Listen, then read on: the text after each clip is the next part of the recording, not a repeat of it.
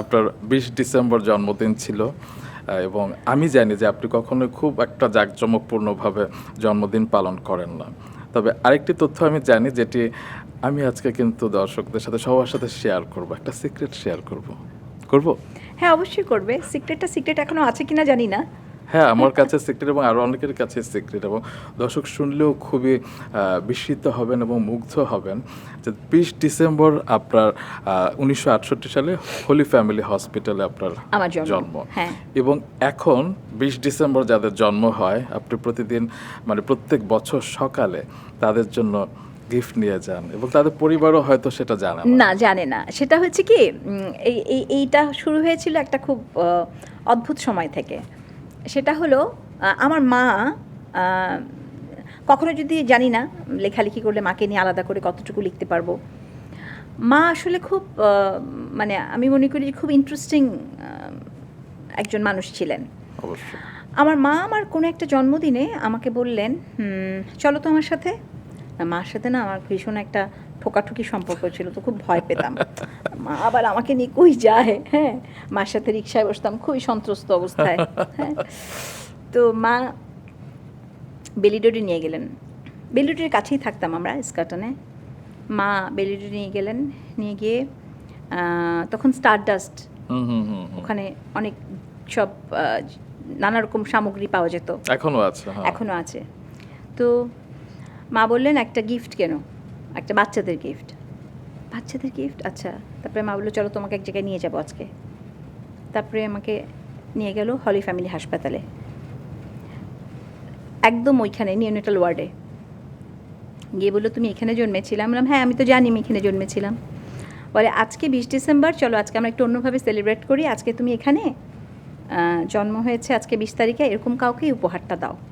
তো আমি দিলাম উপহারটা এবং আমার না একটা অদ্ভুত অনুভূতি হলো, মনে হলো বাহ, আম্মা এত সুন্দর করে ভেবেছেন।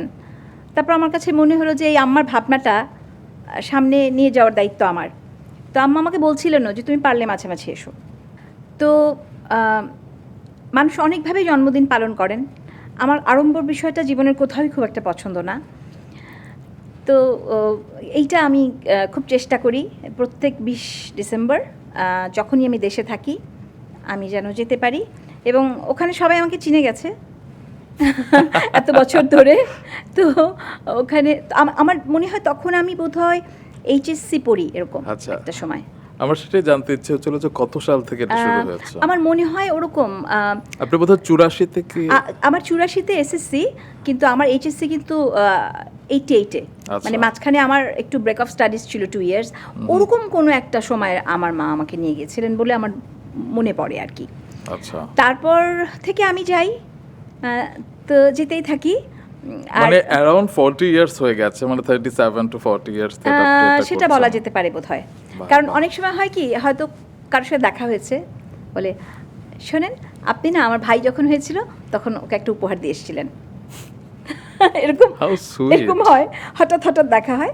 তবে আমি সবসময় নিওনেটাল ওয়ার্ডেই গিয়েছি, আমি কখনোই প্যারেন্টসদের সাথে দেখা করিনি, যেহেতু আমি নিজে আড়ম্বর অতটা পছন্দ করি না। তো একটা সময় যেতাম, গিয়ে দেখতাম যে আচ্ছা আজকে কয়টা বাচ্চা হয়েছে, তারপর আমি উপহার কিনে নিয়ে আবার যেতাম। তো এখন তো শহরটা অনেক জটিল হয়ে গেছে, একবার এক প্রান্ত থেকে আরেক প্রান্তে গেলে আবার আসতে যেতে অনেক অসুবিধা হয়। তারপরেও আমি যাই, গিয়ে খবর নিই, মাঝে মাঝে ফোনে খবর নিই, আচ্ছা আজকে কজন জন্মালেন, তারপরে ওভাবে উপহার কিনে নিয়ে যাই।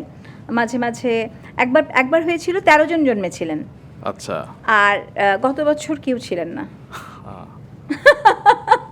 বাট মিমি আপা, আপনি আসলে একজনই এরকম ভাবনা কিংবা এরকম একটা কাজ, এই যে বছরের পর বছর মায়ের একটা কাজ আপনার ভালো লেগেছে এবং সেটি আপনি যে বয়ে নিয়ে যাচ্ছেন এবং কত দিকে আলো ছড়াচ্ছেন।